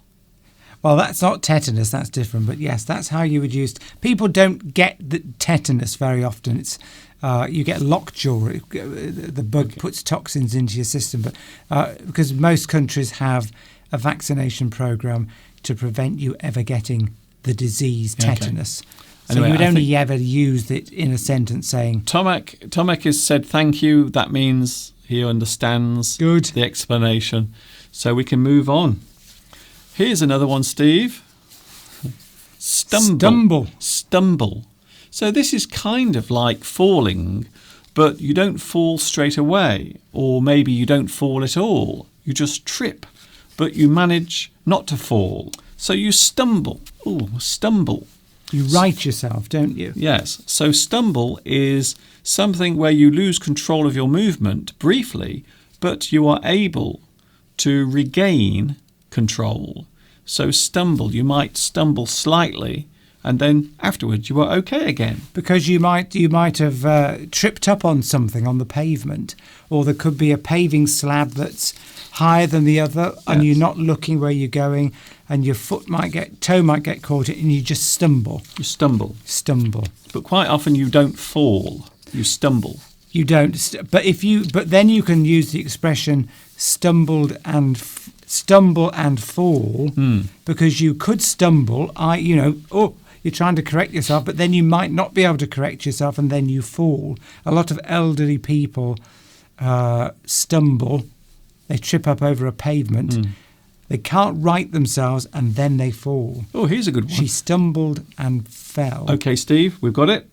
Flower Espoir says there is always a black spot where many accidents will occur, especially on the road. So quite often, yes, a black spot is an area or place where accidents often occur. So especially on the road, so there might be a junction or a part of the road where accidents often occur. And around here, there are many black spots. There are. Quite often caused by other people driving too fast. Yes, it could be many reasons. Usually it's a junction. And in the UK, I mean, I've been on training courses, road safety training. We have a lot of that at work. Okay. And also, if you've been caught speeding, yes, which I have on numerous occasions because I'm on the road a lot. Naughty Steve. You can, in the UK, you get points on your licence, probably in lots of other countries. But if you only had a speeding offence once in 5 or 6 years, they will allow you to go on a course, a speed awareness course. Okay. And you have to pay for the course, but it's the same as the fine for speeding, but you don't get points on your licence. So a lot of people go on these courses. Okay. And one thing I've learned from that, Mr. Duncan, about accident black spots is in the UK, probably in lots of other countries, if there's a triangular sign that's surrounded in red, that means, and you'll probably have a similar thing in your country, a triangular sign in red means that's a danger point in the road. It could be a bend. Yes. It could be a bend. It could be a farm. So you might have tractors there. It could be a school. But if you see the triangular sign in red anywhere in the UK, they only put those up when there's been an accident and usually a death. Yeah. So if you see one of those signs anywhere in the UK, chances are there's been a very serious accident there or a death. And they only don't bother to put those signs up until there has been a serious accident. So if it's there, you know there's been a serious accident in the past. Another way of spotting a hazard or a black spot on the road is quite often you'll find bunches of flowers tied to the lamppost. So if you're ever driving down the road in the UK and you see a lamppost or a signpost and tied to it there are lots of flowers, it normally means that in that area someone has died on the road, either as a motorist or a pedestrian. So as you drive around, so if you come to the UK and you see this, it isn't just people being very happy and pleasant by decorating lampposts with flowers. It actually normally means that there's been a fatal accident nearby. Exactly, yes. What do you think the government should do for road safety? Well, in the UK, we've actually, I think, one of the safest countries, I think, is the US for driving. And in the UK, we're quite good as well because we've got lots of speeding cameras everywhere. It's safe to say, actually, that there's two main causes of road accidents. One is lack of training, but in the UK we have a very strict road test. You can't go onto the road till you've passed a theory test, and a very strict practical test as well. Other countries that don't have such strict road tests like that before you can go on the road have more accidents because you have to be aware of dangers. The other one is speeding. There's no doubt speeding causes more accidents. Falling asleep. But yes, we've got quite a good safety record in the UK. But nevertheless, in the UK, every year, we're one of the safest countries in the world. There's probably about 5,000 deaths a year on the road. That's every a lot. year, and probably many, many more times serious life-changing injuries. Yes. I mean, that's the thing. 5,000, I think it's probably between 5 and 7. Okay. I mean, it used to be a lot higher than that. Yes. But you go to some countries in the world, and it's like 1 million a year. Sorry, People die on the roads. Really? So Yes. which countries are these? I think China's very high death rate. Well, I was going to say that. I think that the worst... Russia as well. Okay, the worst drivers on the road have to be Chinese. I'm sorry. I know what you're going to say, Mr. Duncan. You are being unfair and cruel and prejudiced and racist and any other ist you can think of. However, I've lived in China. I lived there for many years, and I can safely say that people in China cannot drive at all. That's probably because they haven't got very strict rules about letting people drive on the road. No, they don't. They just pay someone for the license. They don't even take tests or even lessons. Well, they just get a car, pay someone, maybe a few hundred yuan, and then suddenly they're on the road, and they've had no test or training. And alcohol. Somebody's pointed that out, of course. Alcohol, drink driving is another major cause of accidents. In the 70s and 80s, 1970s and 80s in the UK, there used to be a lot of deaths due to drink driving. And then we introduced very, very strict rules. But nevertheless, there's still a lot of accidents. People still drink and drive. I mean, I know from personal experience, okay. I don't drink and drive, but I do occasionally, even if I have. I mean, there is a limit. I think it's 80 milligrams of alcohol or something like that. It's much lower in other countries. Okay. I think in France it's a lot lower than it is in the UK. But even if I have something that is just one small drink and then I drive, I'll be way, way under the limit. I know I'm not concentrating as much, even with just a very small amount of alcohol. Okay. You tend to drive faster, and you tend to be less aware, and you're not sort of, because your inhibitions have gone when you're drinking alcohol, so you're not aware of dangers in the same way you would be if you weren't having any alcohol. The other dangerous thing is having lots of people in the car with you, all chatting away, because that's a big distraction for a driver. If you've got lots of people and you're trying to engage the driver in conversation, things like that, yes. Like when you're driving and your mother keeps talking to you. Yes, I find it a big distraction. Your mother sometimes is next to you and she's telling you all sorts of things and reading the signs out loudly. Alamgir says there, YouTube hadn't received. Alamgir didn't receive any notifications for this live stream. I know. I don't know what the hell is going on at the moment with YouTube. Since around the 3rd or 4th of January, YouTube has actually changed the way it does things. You might not have noticed it. I have noticed it. But there are lots of new restrictions and regulations that have come in on YouTube since the beginning of this year. And this is something I was talking about last year. And because of that, a lot of people now aren't finding out about my videos or my new lessons or my live streams. And so this is a big problem. But I am going to try and put that right by having a new website that I'm hoping to launch at the end of this month. So that will put everything right. However, YouTube, I don't know what YouTube is doing anymore. I don't think even YouTube knows what they're doing anymore. They just keep pressing buttons and changing things. So that's probably one of the reasons why. Somebody just mentioned there about... Lewis said in France the amount of alcohol is 0.3 grams. Well, in the UK, I think it's 0.8. Or it might have come down a bit, but I thought it was a lot lower in France. Yes, and Zahor says alcohol gives you a false sense of confidence. And somebody else just said that when they came to the UK, that when they were going out with some friends, yes, there we go. Olga says, when I was in the UK, some of my friends drank alcohol before driving.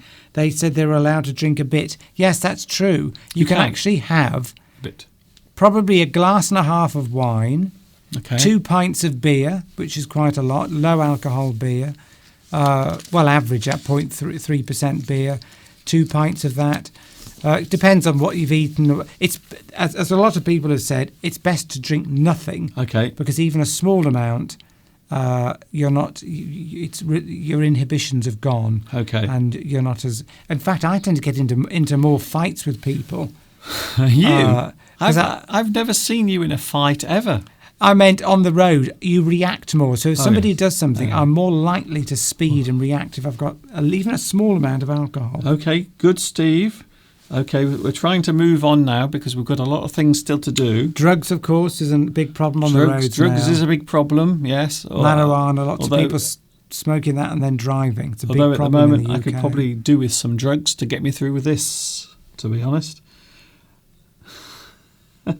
Tom X says he read a study that showed that more people are killed in car accidents because of walking on a side. Yes, that's it. Yes, pedestrians. A lot of pedestrians get killed. People walking along the road sometimes are very careless as well. They just step out in front of the traffic because they think they can get across the road. However, they can't, and then the car hits them, and then they fly through the air like a bird. Sadia says that alcohol isn't allowed. Of course, it isn't allowed in a lot of countries. Saudi Arabia, I think, is being one of them. So obviously, people won't be drinking and driving there. Alcohol is a big problem generally. It's all right in small amounts in social situations. Most things are a problem. It should be. It probably isn't practical to have zero alcohol but I think the limit should be a lot lower in the UK. I think they should be lower. Yes, or maybe no alcohol. But a lot of pubs have closed down in the UK. Yeah, there's one a week or something closes down in the UK. But that's because you can just buy alcohol from anywhere now. But yes, but before you, it was always a tradition. Even when I was growing up in the 70s, and I had my first car, we'd go on a pub crawl and drink, and we would probably be drinking far too much alcohol because that's what you used to do. That's what you do. People don't want to go to a pub and have a soft drink. Ooh, what's that, Mr. Duncan? It's nothing. There's an aeroplane going over. Okay. Yes, naught tolerance, says Cecilia. What are we doing next, Mr. Duncan? Oh, hello. That's okay. I wasn't sure what we were doing then. Your show. Describing what's going over in the sky. Belarusia, also Cecilia, Sudia. I was hoping to have our lovely Rama Lama Lama Lama Grama Lama Lama Lama Ding Dong today, our lovely quiz. So I think Steve will be going in around about 10 minutes, and then I will carry on with our quiz today. How does that sound? That sounds good to me, Mr. Duncan, because I want to go for a run. So this is what I'm testing you on today. We're testing you on there, and there. In fact, I might do this on Wednesday. Because I don't think we've got time now, because we were talking about so many things. Most of them unplanned, unfortunately. Hello, Patchu says, I studied all about alcohol and beer, but I don't drink. That's interesting. Earlier on, someone said that the roads in the UK are very safe because I don't have a driving licence. Who said that? You don't have a driving licence, do you? This is true. I don't drive. I've never driven a car, ever. I've never owned a motor car. I used to have a motorbike, but not anymore. I just walk around or use public transport. Zahor says their pubs are closing down because of different social situations. Yes, that's another reason for pubs closing down. It's not just because people can't drink alcohol and drive. There are other reasons as well. Social media. I reckon eventually you will be able to order alcohol off the internet and someone will come round with a pint of beer or a glass of wine to your door. You mean like they can for food? Burgers? Yes, any food. So you can have food delivered to your door. So I suppose it's only a matter of time before they deliver wine or a glass of beer to your door. Pubs are a very generational thing, aren't they? I mean, I'm in various musical societies and we often go for a drink afterwards, but you never see many young people in pubs. They're all, I would say, over 60, the majority of people, in the old-fashioned traditional pubs. Traditional. If you go, there are, of course, wine bars are sprung up now. So you get, if there's a restaurant and a more modern pub will have greater spread of ages, probably. I think so, yes. But the old traditional pub in the UK where people sat there and smoked, that's another reason, of course, for pubs closing down, because you can't smoke in public places anymore, which includes, I mean, going down to the pub, having a pint and a smoke was what a lot of men did. Yes, that's all they lived for. But if you can't smoke there and you've got to stand outside in the cold, wet winters, and you can't drink much because you can't drive back, it's not surprising they're closing down. Yes, but now people drink at home. Can I say thank you to Jimmy in Hong Kong, who has sent a live donation with a super sticker. So thank you very much for your 15 Hong Kong dollars. Thank you very much. Ooh. Jimmy from Hong Kong. Don't forget you can send your live stickers with a donation as well. So thank you, Jimmy, for that. Isn't that lovely? By the way, if you want to get in touch, you can. If you want to send an email or maybe you want to make a donation through PayPal, you are more than welcome to do so.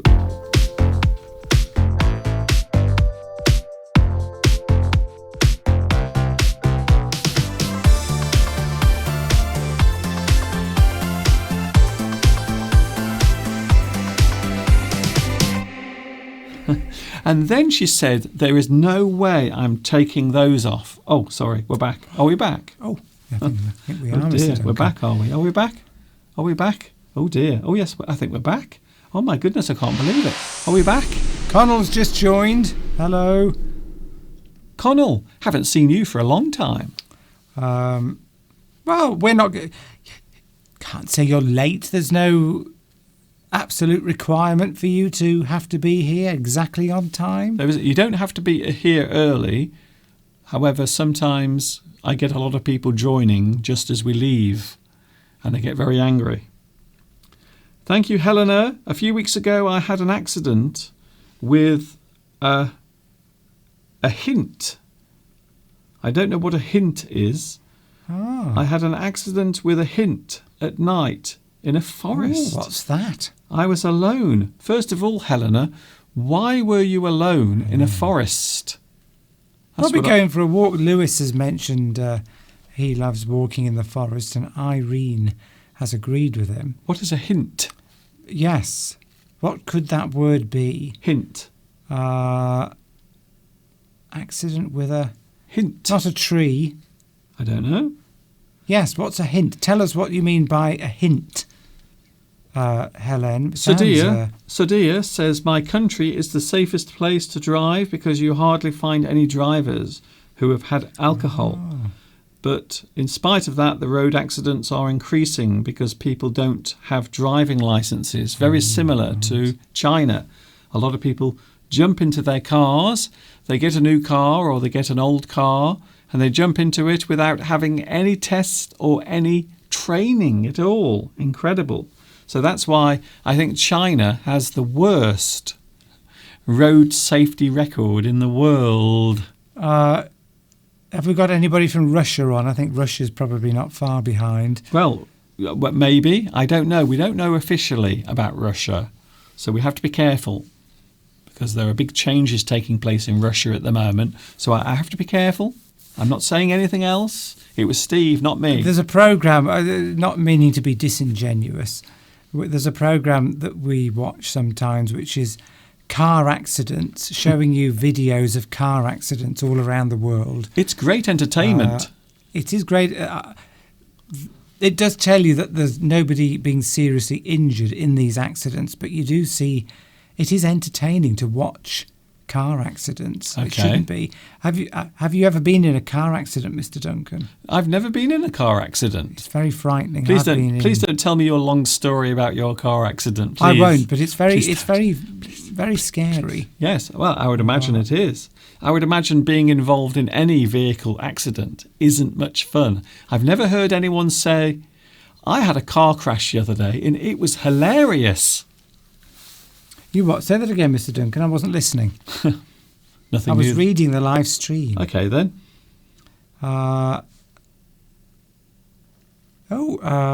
Okay.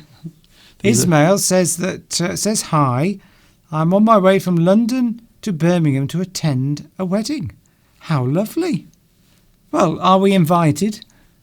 Well, maybe we'll just turn up. I think it's safe to say we're not invited. We'll just turn up. Yes, what is the hint? We want to know. I want to know what the hint is. Yes, in the forest. It is a typo. Oh, note.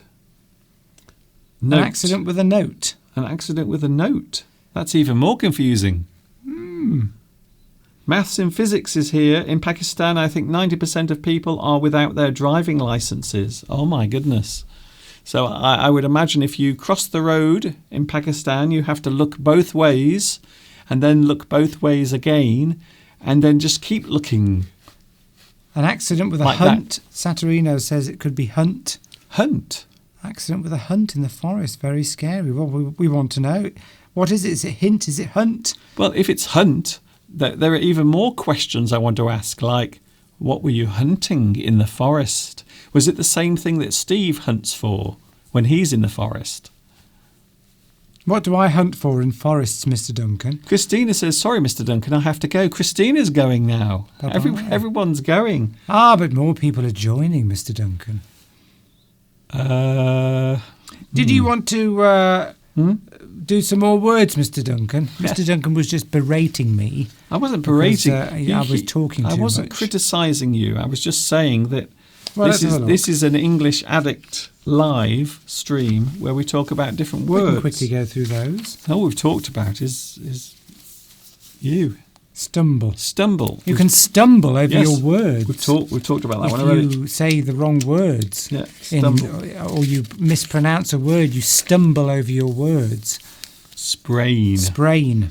You reach too far, or maybe you move a part of your body much further than it should go, and you sprain. You stretch the muscle, or you stretch the tendon too far, and you injure it. We often call it a sprain.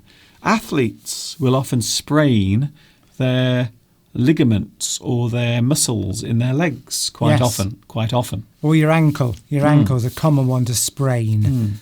I've sprained my ankle. So you haven't broken it, but you've damaged it because you might have fallen over awkwardly.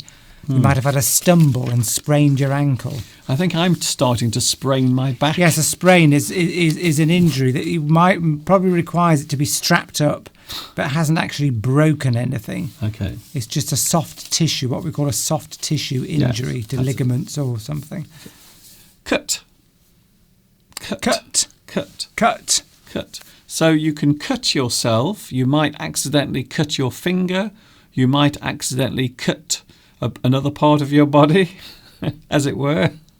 So you mean accidentally? Accidentally, not on purpose. So you cut yourself accidentally, maybe with a piece of paper. Ow! Yes. Ooh, you can get a paper cut. You might cut yourself with a knife. Maybe you are cutting some cheese.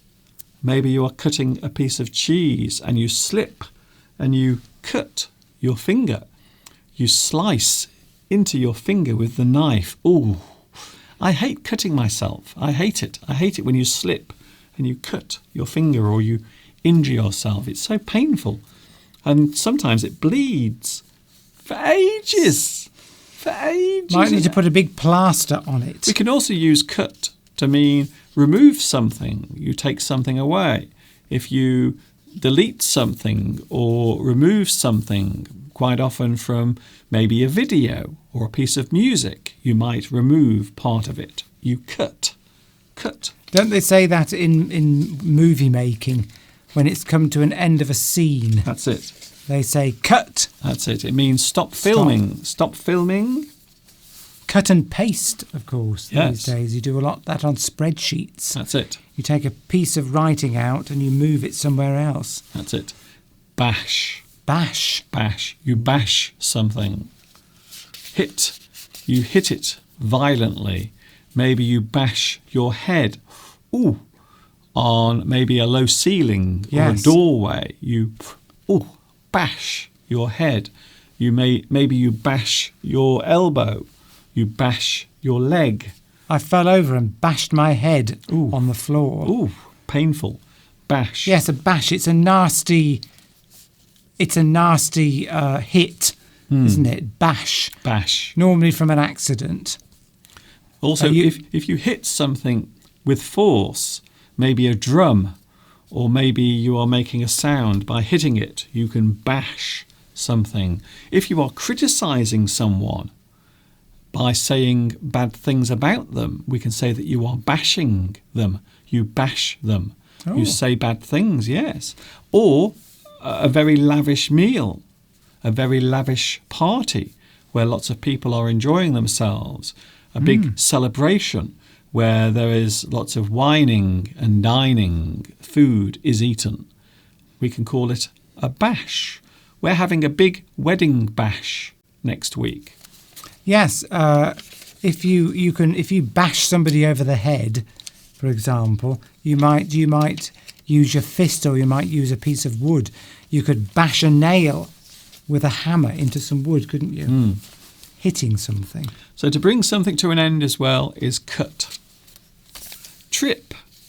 Again, it's a little bit like slip. Although trip, you normally trip over an object. So something that is in front of you, your foot will catch the thing and then you trip over. You trip up. You trip over. Similar to stumble, but specifically your foot, your toe or your ankle, as you're walking, has hit something, and that causes you to miss a step as you trip up. It can be embarrassing. You could trip and right yourself and carry on, yes. Or you could trip and then fall. Yes.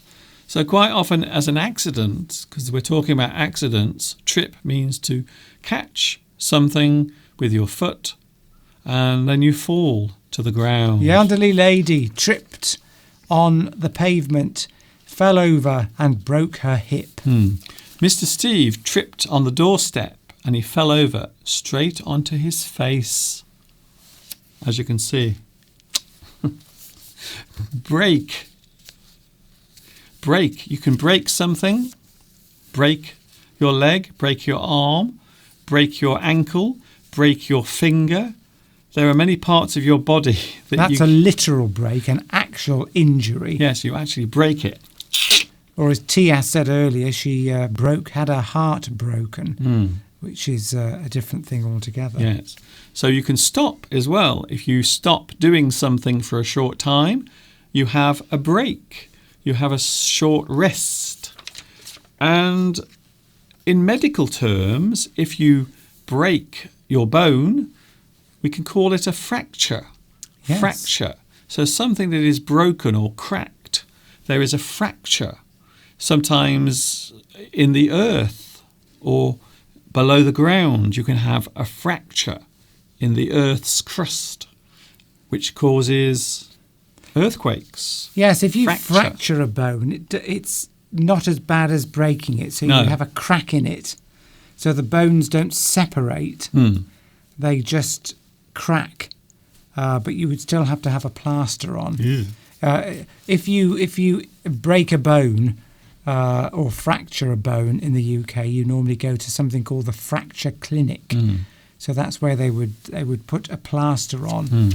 But usually, yes, you're right, a fracture is not a complete break. The bones stay together, whereas a break is right the way through the bones. Fracture. Here's another one. Yes, Tias just said, what's the difference between a break and a fracture? Well, they're similar, but a break means it goes all the way across the bone. Yes, the bone is completely broken. Yes. And then you have a thing called a compound fracture. Yes. Ugh. You don't want a compound fracture. Whereas the bone's broken in lots of different places. Oh, dear. Yes, you might fall, you might have a car accident, and your leg is broken in many places. I had a car accident when I was in my early 20s. We know. And I fractured my ankle. Yeah. So there was a break in the bone, but not all the way across. So it repaired quite easily. Dislocate. Now this, for me, is one of my worst nightmares. This is something that I hope I never have to do, or an accident that I have where I dislocate part of my body. So maybe, I suppose a good example would be your shoulder. Maybe you have an accident and your bone comes out. Oh, out of its socket. Oh, Steve. So that's it. We have ball and joint, what they call ball and socket joints in most of where our bones go into other bones. The most common one is the shoulder. The ball and socket joint. Yes. But if that comes out, that's a dislocation. Oh dear. Oh, and Steve, you damage all the tendons. Don't say it. And ligaments. Don't say it. Don't say it. Oh, because what you have to do then is put the bone back in to the socket. Yes. And quite often you have to use force.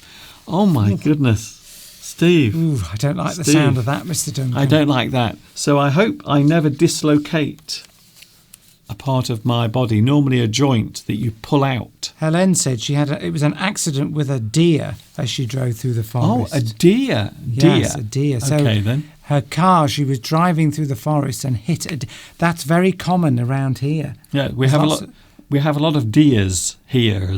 And if you're driving, particularly at night, you can get a very serious injury because they're very heavy.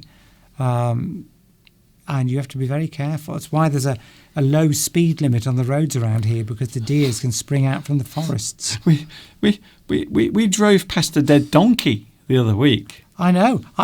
The road between here and Telford is littered with dead animals. Yeah. It's like the killing fields. It's one of the local roads near to where we live, and as you drive along there are always dead animals everywhere. But there was a dead donkey.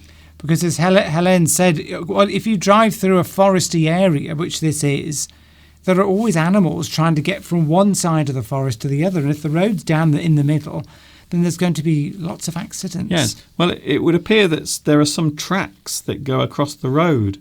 So the animals will emerge from one side of the road, but they need to get to the other side so they can continue with their journey. And quite often you will find dead squirrels, dead pheasants, dead deer, dead foxes, dead badgers, rabbits, maybe the occasional dead donkey. Well, and the other day there was a dead chicken. Yes. A dead chicken on the side of the road. And I said to Steve, I said, why did the chicken cross the road? And then he asked why. And I said, we'll never know, because the chicken's dead. That's an old-fashioned joke. Why did the chicken cross the road? To get to the other side. I can't hear anyone laughing. No, I can't either.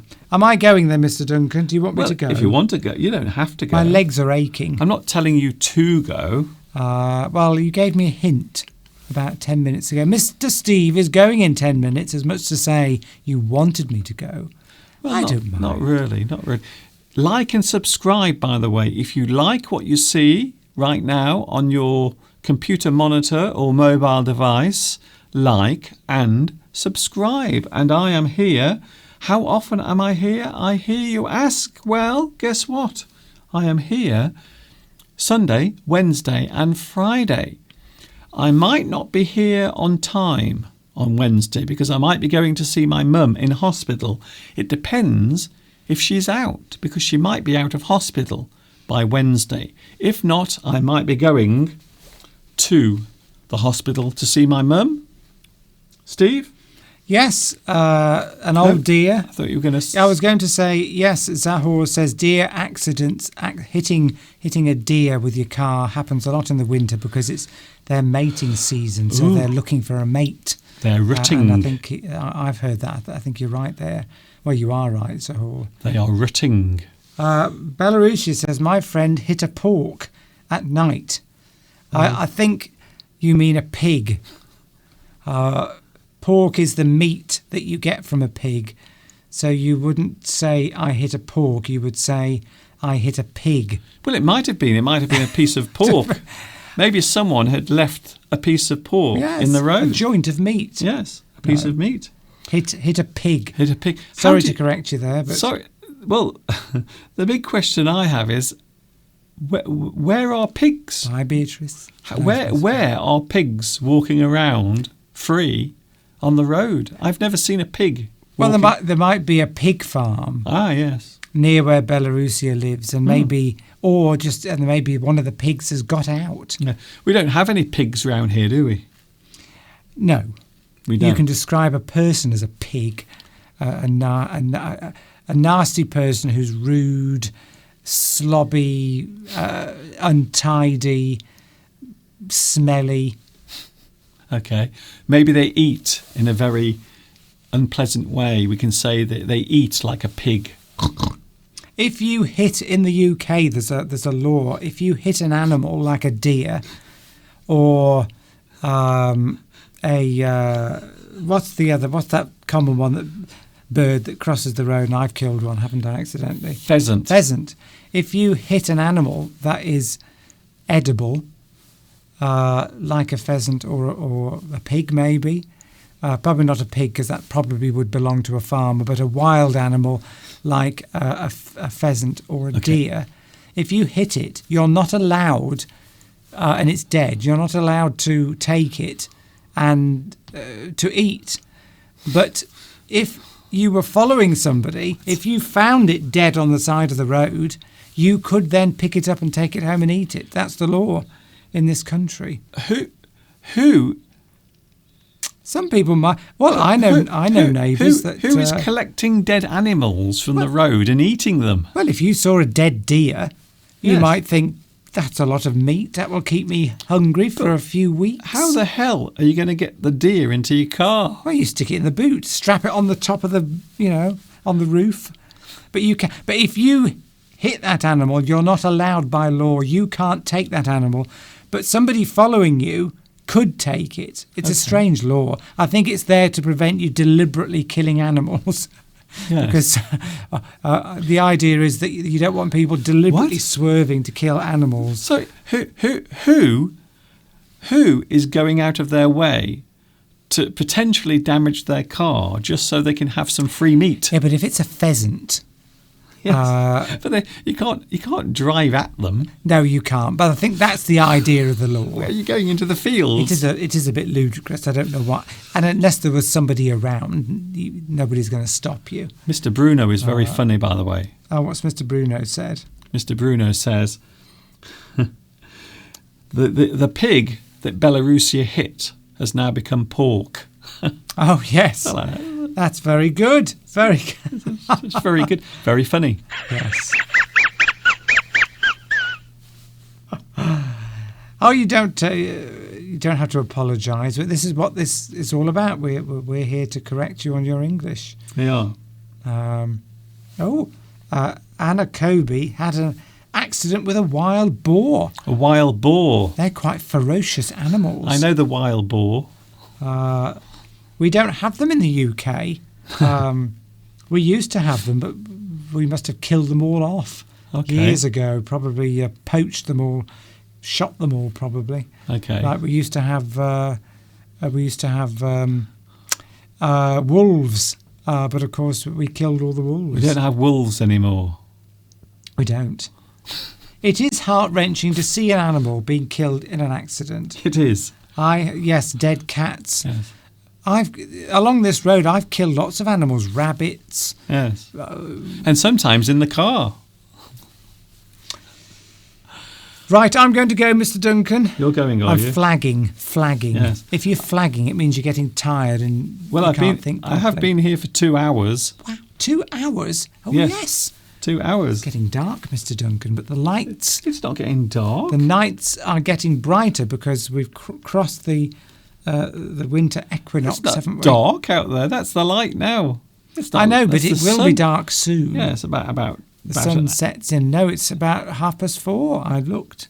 Is it? 4:30, the sun sets. Well, you can see there that the shadows are very long. And it'll be dark by 5, 5:15. So it looks like the sun is starting to set in the distance. Isn't that beautiful? It is beautiful. It is a beautiful day today, I must be honest. It's a lovely day today because the sun is out. It's cold, but it really does look nice. The sun is now starting to set. So you can see that the colour is rather nice. Yes, Lewis said, I know somebody had an accident with a wild boar and his car was not repairable.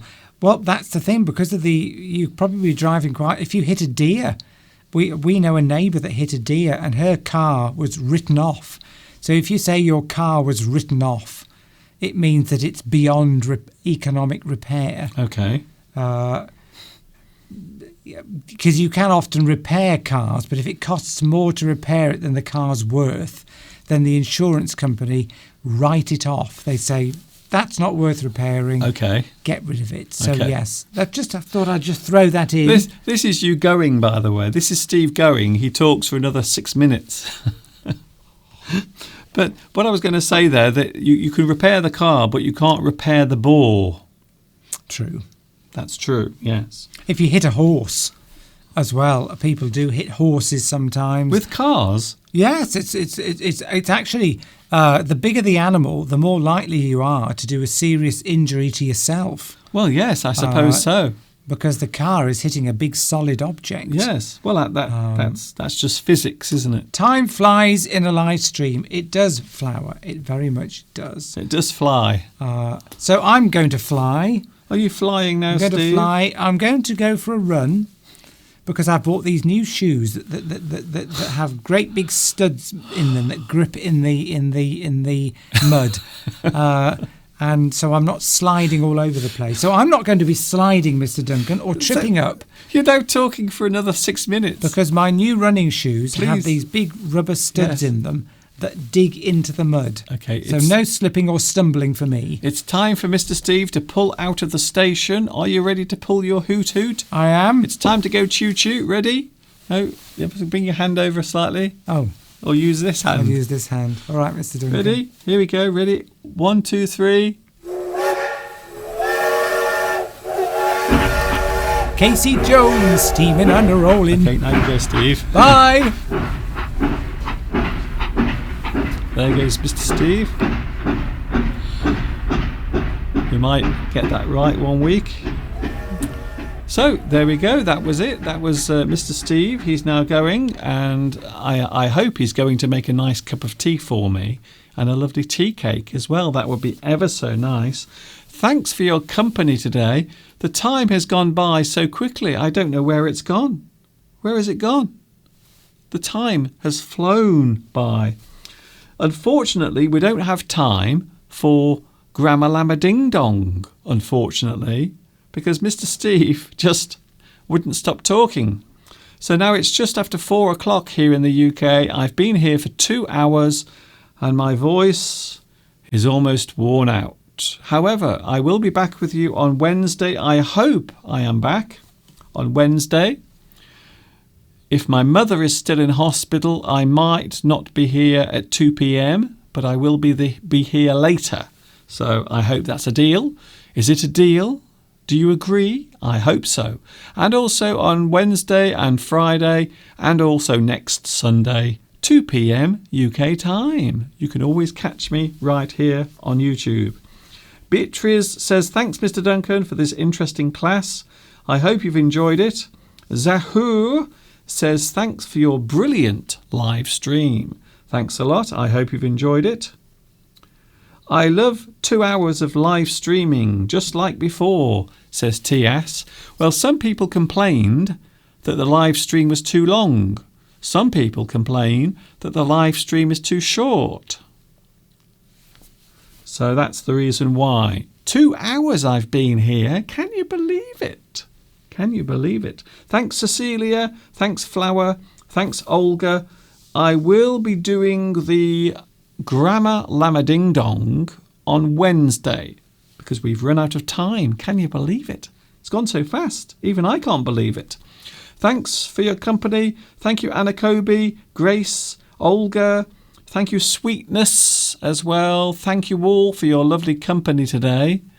I know sometimes on Sunday you have lots of things to do. Unfortunately, sometimes there is a lot that has to be done. You have to do many things.